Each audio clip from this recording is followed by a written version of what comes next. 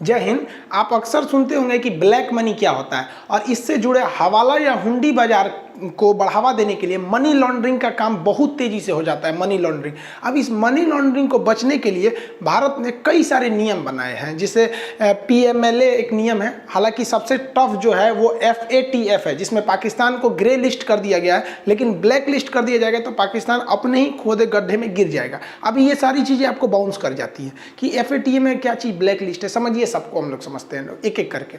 देखिए, सबसे पहला क्या होता है, ब्लैक मनी किसे कहते हैं। ब्लैक मनी का मतलब होता है काला धन, मतलब काले रंग का पैसा नहीं होता, ऐसे ही पैसा होता है। जिस पैसे पर आपने टैक्स नहीं दिया है उस पैसे को हम लोग कहते हैं ब्लैक मनी। जनरली आप अगर हिंदुस्तान में हैं तो आपको 5 लाख के ऊपर ही टैक्स देना है। अगर आप सालाना 5 लाख से कम कमाते हैं तो आपको टैक्स ही नहीं देना है, उसके ऊपर जाएंगे तो आपको टैक्स देना है।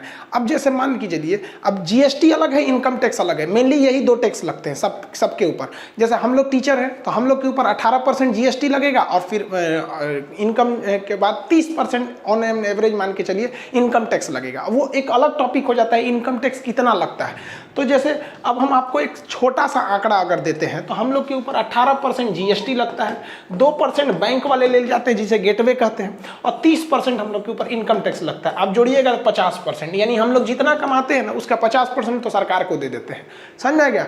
अब ये आंकड़ा आपको कैसे लग रहा है? जैसे मान लीजिए कि हम कोई टीचर है या कोई भी आदमी है, मोटा मोटी यही हिसाब से चलता है, वो 1 करोड़ कमा रहा है। तो 1 करोड़ कमा रहा है ना, तो उसमें से 50 लाख रुपया सरकार को दे देगा टैक्स में।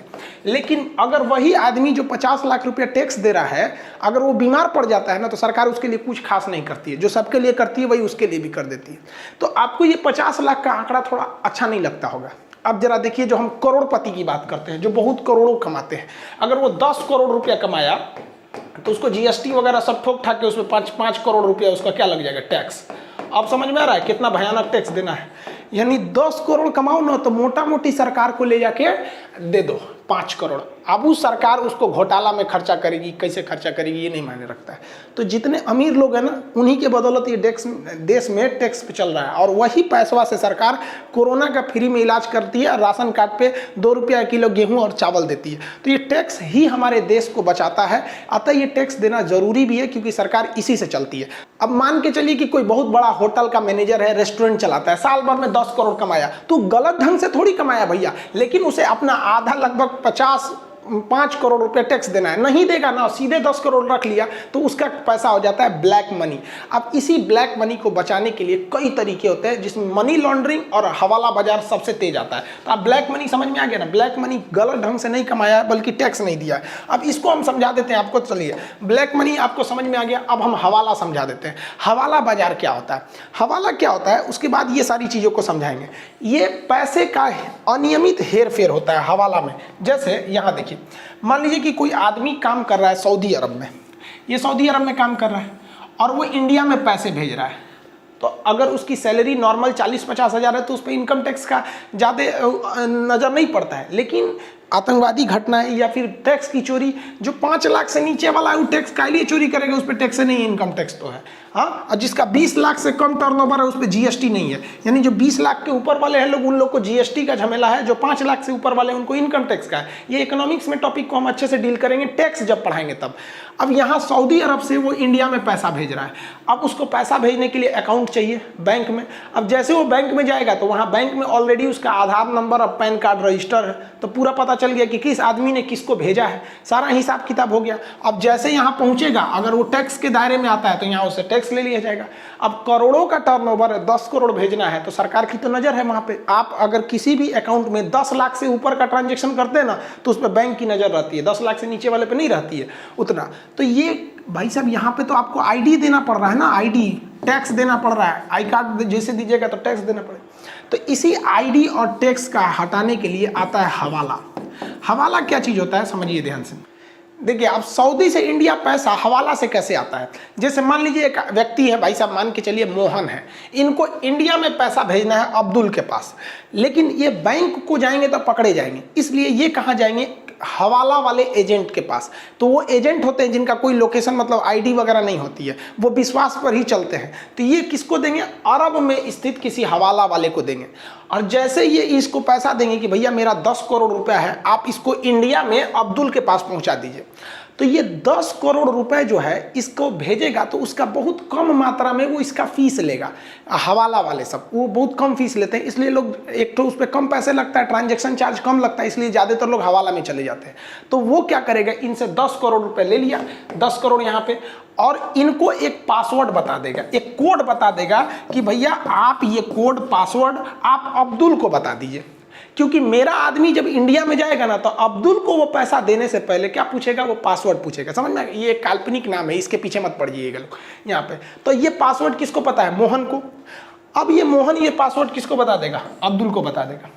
अब उसका आदमी जो यहाँ हवाला बाजार है, उसका एक आदमी इंडिया में ही है, और ये अपने आदमी से कहेगा इंडिया से कि देखो ये आदमी रहता है मुंबई में रहता है, इसको तुम 10 करोड़ दे दो। लेकिन ये 10 करोड़ अभी भी अरब में है, इंडिया में आया नहीं है, ये यहीं पे है, लेकिन इन दोनों का बिजनेस है, ये यहीं पे रखेगा और इंडिया में इस अब्दुल को 10 करोड़ भेजवा दिया जाएगा। इसका एजेंट अब्दुल को फ़ोन करेगा, क्योंकि यहाँ से नंबर ले लिया गया है, वो फ़ोन करके बुलाएगा या खुद उसके घर जाएगा और कहेगा पासवर्ड बताइए। तो जो पासवर्ड मोहन ने इसे बताया वो दे देगा, तो कोड चीज़ दे देगा, तो उसे 10 करोड़ रुपए दे दिया जाएगा। लेकिन जो मोहन ने पैसा भेजा था 10 करोड़, अभी भी वो अरब में ही है, वो ट्रांसफर होकर यहाँ नहीं आया है। ये इन दोनों का रिलेशन है, ये बाद में अपना हिसाब करेंगे, इसने अपना फीस वगैरह ले लिया है। तो इसी को हम लोग हुंडी बाजार या हवाला बाजार कहते हैं। पहले सऊदी वगैरह से ऐसे पैसे बहुत ज़्यादा आते थे, अभी भी आते हैं यहाँ पर। इसमें क्या हो रहा है कि कौन पैसा किसको भेज रहा है सरकार को पता ही नहीं है, टैक्स लिए ही नहीं रहा है। जहाँ तक ये टैक्स चोरी का मैटर है तो कुछ समझ में भी आता है कि चलो टैक्स को हम लोग, टैक्स चोरी है बाद में निपटेंगे इससे, लेकिन ऐसा भी हो सकता है कि यहाँ से पैसे यहाँ किसी आतंकवादी तक पहुँचाए जा रहे हैं एक मामूली पासवर्ड के थ्रू। अब इसी को कहते हैं हवाला।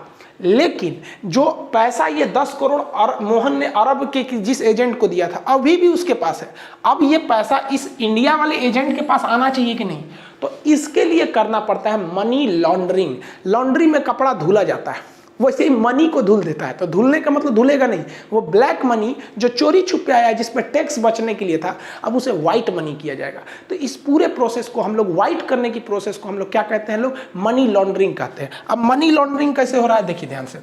इन लोगों ने हवाला से तो पैसा उस व्यक्ति से व्यक्ति पहुंचा दिया, अब इनके पास से पैसा कैसे जाएगा, तो ये लोग यहाँ पर कुछ फालतू की कंपनियां खोल देते हैं, सेल कंपनी जिनको बोलते हैं। सेल कंपनी खोखली कंपनी होती है। सेल मतलब क्या होता है, कछुए वगैरह का सेल होता है ना, या फिर शंख वगैरह का सेल, तो वो एक फालतू कंपनी होती है, सेल कंपनी जिन्हें बोला जाता है।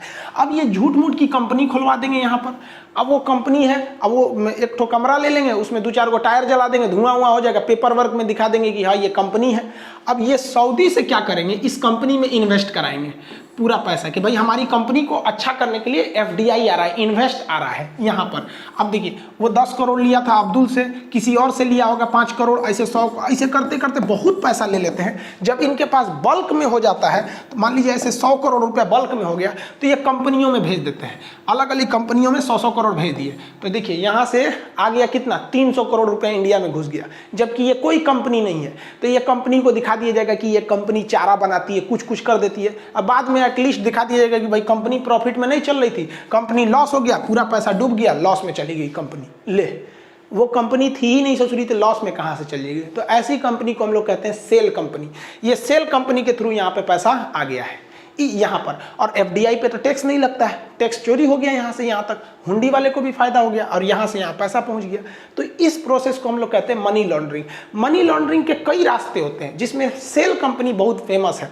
कंपनी, कोई भी कंपनी होती है ना, मेन कंपनी इतना ज़्यादा सेल कंपनी बना देती है दूसरे के नाम पे कि पता ही नहीं चलता कि इसका ओरिजिनल मालिक कौन है। तो ये मनी लॉन्ड्रिंग में ये चीज़ें, सेल कंपनी वाला काम बहुत ज़्यादा होता है। लेकिन इस सेल कंपनियों के लिए भी एक दिक्कत है। रीजन क्या है कि जब भारत सरकार सऊदी से कहेगी कि आप बताइए आपकी कौन सी कंपनी ने यहाँ पैसा भेजा था, तो सऊदी उसको बता देगा। तो इसके लिए कुछ ऐसे देश हैं जिनके पास कमाई का कोई रास्ता नहीं था, तो उन्होंने टैक्स हेवन बना दिया, मतलब टैक्स चोरी करने वालों के लिए स्वर्ग है। जैसे यहाँ पर मॉरिशस हो जाता है, यहाँ पर आपका इधर कैमन आइलैंड हो जाते हैं, सभी इधर में, यहाँ स्विट्जरलैंड हो जाता है।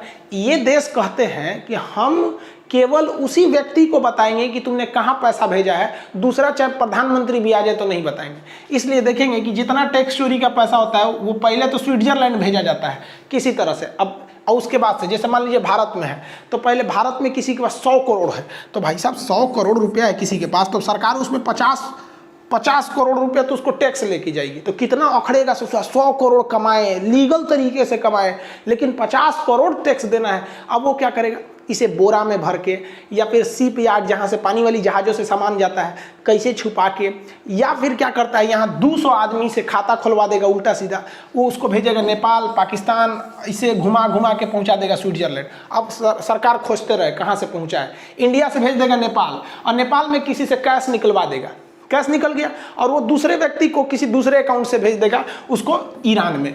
अब जैसे पैसा कैश निकल गया उसका लिंक टूट गया, वो बस इंडिया से नेपाल दिखेगा, लेकिन वो कैश निकालेगा ईरान, ईरान में कोई कैश निकालेगा फिर दूसरे अकाउंट में जमा करेगा। तो जैसे कैश निकल जाता है ना तो उसका रिकॉर्ड नहीं रहता है कौन निकाला और फिर वो किस अकाउंट में जमा किया। तो ऐसे करते करते ये लास्ट में पहुंचा देते हैं लोग कहाँ पर, स्विट्जरलैंड। तो अब भारत खोजते खोजते परेशान हो जाता है, भैया पहुंचा कहाँ, तो उसका पाथ रास्ता नहीं मिल पाता है। अब जब ये स्विट्जरलैंड पहुंच गया, अब स्विट्जरलैंड का नियम है कि भाई हम किस अकाउंट में भेजें हम दूसरे को बताएंगे नहीं, उसका संविधान है।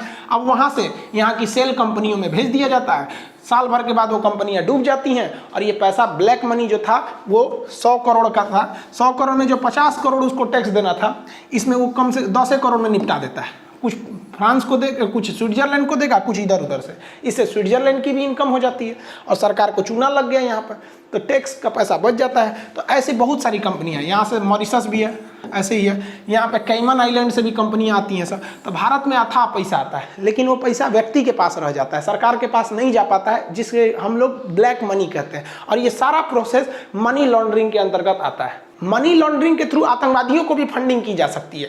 जैसे कहीं से भी पैसा भेज दीजिए यहाँ की सेल कंपनियों से, वो कंपनी फालतू की कंपनी है, हमारे वो मैनेजर बैठा है यहाँ पर, वो दिखा देगा कि 50 करोड़ रुपया का हमने कुछ खरीदा है यहाँ पे, और 50 करोड़ रुपया किसी को कैश दे देगा, कुछ भी दे देगा किसी आतंकवादी को। तो इसलिए मनी लॉन्ड्रिंग को रोकना जरूरी है। ये तभी रुकेगा जब ये देश सख्त कानून बनाए सब। अब ये देश सख्त कानून ही नहीं बनाते हैं सब, अब इनके आप दबाव भी नहीं बना सकते हैं, यहाँ पर इंटरनेशनल दबाव नहीं बन पाता है स्विट्जरलैंड के ऊपर वगैरह के। ऐसे ही एक उटपटांग कानून ब्रिटेन बना रखा है। ब्रिटेन का कहना है, लंदन, ब्रिटेन की राजधानी लंदन है, कि कहीं से भी कोई व्यक्ति अगर हमारे यहाँ आ जाता है और वो हमारे यहाँ है तो हम उसे एज ए मेहमान ट्रीट करेंगे। उसका यह मानव अधिकार होगा, उसको यह मेहमान को अधिकार होगा कि कोई उससे जोर जबरदस्ती न करे। इकलौता लंदन में ऐसा कानून है। इसलिए देखिएगा भारत से जितने, चाहे विजय मल्ल्या हो, चाहे नीरव मोदी हो, चाहे कोई भी हो, सीधे लंदन भागते हैं, क्योंकि लंदन का कानून है कि उसके लिए मेहमान है और मेहमान पे आपका देश जबरदस्ती नहीं कर सकता है। ब्रिटेन के ऊपर दबाव बनाइएगा तो फिर ब्रिटेन से पारित होगा कि नहीं इन्हें भेज दिया जाए, क्योंकि इन्होंने यहाँ पर बहुत जघन्य अपराध किया है, तब भेजा जाएगा। तो ये जानबूझ के ये देश ऐसा कानून बनाते हैं कि बड़े बड़े आदमी इनके पास आए और इससे वो लोग कमाते हैं लोग यहाँ पर, ये वाले देश। ये बहुत ही जघन्य अपराध होने लगा और इस पर दुनिया की नज़र कब पड़ी, जब इससे आतंकवादियों को फंडिंग होने लगी और इसमें पाकिस्तान का नाम आगे आने लगा। पाकिस्तान वगैरह बहुत ज़्यादा टेरर फंडिंग करने लगे। इसके लिए भारत ने भी एक कानून बनाया। वो कानून भारत और विश्व दोनों ने मिलकर बनाया। एक कानून भारत ने बनाया 2002 में, जिसका नाम था prevention of money laundering act, PMLA। इसके तहत अगर आप मनी लॉन्ड्रिंग में पकड़े गए तो आपको 3 साल का जेल हो सकता है और आप पे जुर्माना भी लगेगा। लेकिन आप क्या करेंगे, मनी लॉन्ड्रिंग में पकड़े नहीं करेंगे अगर कोई स्विट्जरलैंड से भेजा, अगर कोई दूसरे देश से भेजा है तो, क्योंकि उसको आप वहां से डाटा नहीं ला पाएंगे। इसलिए 1989 में एक एक्ट बनाया गया जिसका नाम था financial action task force, FATF। ये FATF क्या है कि ये पूरी दुनिया पे नजर रखता है और देखता है कि किस देश से ज़्यादा फंडिंग हो रही है। जैसे इंडिया में फंडिंग होगी इधर से, तो ये नज़र रखेगा, सोचा बहुत पैसा उधर जा रहा है, और जो देश पकड़ा गया कि नहीं ये ऐसा कर रहा है तो ये उसे वार्निंग देते हैं कि भाई देख, तुम्हारे देश से ज़्यादा पैसा वो उस देश में मनी लॉन्ड्रिंग के लिए जा रहा है, वो देश की GDP डूब रही है और वहाँ आतंकवाद बढ़ रहा है, तो तुम उसको कंट्रोल करो। तो जब ये किसी देश को वार्निंग देता है तो उसे कहते हैं ग्रे लिस्ट, उसे कहेंगे ग्रे लिस्ट। उस देश के लिस्ट को कह देंगे ग्रे लिस्ट। जिसे ये ग्रे लिस्ट में शामिल कर देता है, दुनिया उसे शक की नज़र से देखते हैं। कोई भी वाइट मनी या कोई भी अच्छा व्यापारी उस देश में नहीं जाता है, क्योंकि उसे पता चल गया है कि FATF की नज़र इस पर है, ग्रे लिस्ट कर दिया गया है। इंटरनेशनल बैंक जल्दी उनको लोन देते नहीं है, लेकिन फिर भी दे देते हैं, जल्दी देते नहीं हैं। इसमें कई देश आता है, घाना, इथोपिया, यमन, अब पाकिस्तान भी आता है, क्योंकि पाकिस्तान जो है टेरर फंडिंग करता है। पाकिस्तान के बैंकों से वहाँ के आतंकवादियों को फंडिंग कर दी जाती है मनी लॉन्ड्रिंग के थ्रू। पाकिस्तान से पैसा सऊदी में जाता है, सऊदी में कोई कैश निकाल देता है और दूसरा आदमी उसे यमन भेज देता है, यमन से यूएई आता है, फिर पाकिस्तान के वो किसी आतंकवादी के अकाउंट में चला आता है। तो इस सब पे नज़र तो रख लिया था FATA, और भारत ने सबूत दे दिया। अब FATA ने उन्हें ग्रे लिस्ट में डाल दिया। ग्रे लिस्ट में डालने से क्या होता है, उनमें कोई विदेशी इन्वेस्ट जल्दी नहीं होता है, उनकी GDP डूबने लगती है। लेकिन अगर ये लोग ग्रे लिस्ट के बाद भी नहीं सुधरते हैं तो इन्हें ब्लैक लिस्ट में डाल दिया जाता है। ब्लैक लिस्ट में जब ये ब्लैक लिस्ट में डाल दिए जाते हैं तो कोई देश इनसे व्यापार नहीं कर सकता है। तो भारत तैयारी में है कि पाकिस्तान को ग्रे लिस्ट से उठाकर ब्लैक लिस्ट में डाल दिया जाए, कि जब FATA पाकिस्तान को ब्लैक लिस्ट में डाल देगी तब पाकिस्तान के लिए एक सरदर्द खड़ा हो जाएगा, क्योंकि फिर उनको कोई लोन नहीं देगा। एशिया में लोन लेने के लिए 3-4 चीज, मतलब किसी को लोन लेने के लिए बेसिकली 3-4 जगह है सब। आपको कम समय के लिए लोन चाहिए तो IMF के पास चले जाइए, लंबे समय के लिए 10-20 साल के लिए लोन चाहिए तो वर्ल्ड बैंक के पास चले जाइए, एशिया में चाहिए तो एशियन डेवलपमेंट बैंक ADB के पास चले जाइए। लेकिन अगर आप FATF के ब्लैक लिस्ट में आ जाएंगे तो इन लोग का नियम है कि ब्लैक लिस्टेड को ये लोन ही नहीं देते हैं। तो जब आपको लोन नहीं दे सकते हैं, विदेश का कोई व्यक्ति आपको लोन नहीं देगा, तब क्या होगा, आपके यहाँ कोई भी बड़ा इन्वेस्टर, बड़ी बड़ी कंपनियां आपके देश में इन्वेस्ट करने नहीं आएंगी। जब बड़ी कंपनियां इन्वेस्ट नहीं करेंगी तो आपके यहाँ बड़े कारखाने नहीं खुलेंगे, बड़े कारखाने नहीं खुलेंगे तो आपके यहाँ रोजगार नहीं मिलेगा, और आपकी जो GDP है वो GDP भड़ाम से नीचे गिर जाएगी। और जैसे GDP गिरती है उस देश का शेयर मार्केट, स्टॉक मार्केट धड़ल्ले से गिर जाता है और वो देश को बर्बाद होना फिक्स हो जाता है। तो जैसे पाकिस्तान ब्लैक लिस्ट में आएगा, पाकिस्तान का कांड हो जाएगा। जैसे ये अभी खड़े हैं ना, गिर जाएंगे यहाँ पर, रोने लगेंगे यहाँ पे, इनको समझ में नहीं आ रहा है।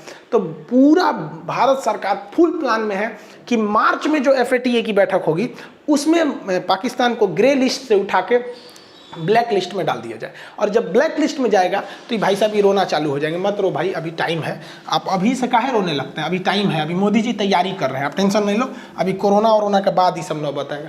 बेचारा अभी से रोने लगा यहाँ पे। जिस दिन ब्लैक लिस्ट आएगा ना, उस दिन समझ में आएगा पाकिस्तान को कि जिस आतंकवादियों को उसने पनाह दिया था वही एक दिन उसके लिए खतरा साबित होगा, क्योंकि पूरी दुनिया की नज़र अब टेरर फंडिंग पे हो गई है, मनी लॉन्ड्रिंग पर हो गई है। क्योंकि ये मनी लॉन्ड्रिंग ब्लैक को वाइट नहीं कर रहे हैं, बल्कि ये लोग टेरर फंडिंग कर रहे हैं, जिससे पूरी विश्व की नज़र इन पर आ चुकी है। तो यही अभी न्यूज़ में चल रहा है कि पाकिस्तान को इस बार भी FATF में ग्रे लिस्ट ही रखा गया है। चाइना भी इस बार उसे नहीं बचा पाया, लेकिन भारत पूरी तरह से सबूत दे रहा है कि वो FATA में पाकिस्तान को ब्लैक लिस्टेड करा दे। लेकिन पाकिस्तान का खतरनाक चाल देखेंगे, मतलब इन लोग का गजब चाल है।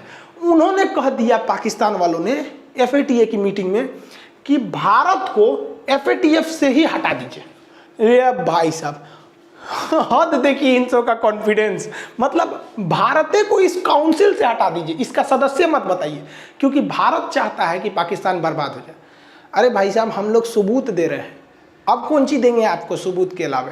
आपके पास अपनी बेगुनाही का सबूत है तो दीजिए। हम लोग का कौन FATF वाला हम लोग का कौन रिश्तेदार है साहब? तो ब्लैक मनी आप समझ में आ गया, पैसा जो व्यक्ति लेन देन करता है वो हवाला बाजार समझ में आ गया। हवाला के बड़े अमाउंट को सेटल करने के लिए मनी लॉन्ड्रिंग का जो प्रोसेस है, मनी लॉन्ड्रिंग में 3-4 प्रोसेस आते हैं। पहला सेल कंपनी बना देना, फिर कैश में ज़्यादा से ज़्यादा घुमा फिरा के ट्रांसफर कर देना कि लिंकेज टूट जाए वहाँ पर, या फिर बड़े बड़े कंटेनर से पैसे को ट्रांसफर करा देना यहाँ पर, या फिर जो टैक्स हेवन देश है वहाँ जाके इन्वेस्ट कर देना और वहाँ से वापस मंगा देना। जैसे मॉरिशस टैक्स हेवन है, बरमूडा है, या फिर स्विट्जरलैंड है। और लंदन सारे लोग क्यों भागते हैं? क्योंकि वहाँ का कानून ही बता दिए आप लोग को। FATF भी समझ में आ गया। आई होप आप इसको समझे होंगे। आप लोग का कहना है कि सर शेयर मार्केट स्टॉक समझा दीजिए, इसमें सेंसेक्स निफ्टी, इसको भी समझा देंगे। एक्चुअली एप्लीकेशन पे क्लास ज़्यादा हो जाते हैं, पूरा 2 बजे तक तो कंटिन्यू क्लास हो जाते हैं सुबह से, इसलिए टाइम नहीं मिल पाता है। और दूसरी सूचना ये है कि आप लोग का एप्लीकेशन पे ज्योग्राफी का बैच स्टार्ट हो गया है, उसमें लगभग 1.5 लाख लड़कों ने एडमिशन ले लिया है। अभी 50,000 सीट खाली हैं, क्योंकि 1 हफ्ते से एडमिशन चल रहा था। इसकी घोषणा हम एप्लीकेशन पे पहले कर दिए थे।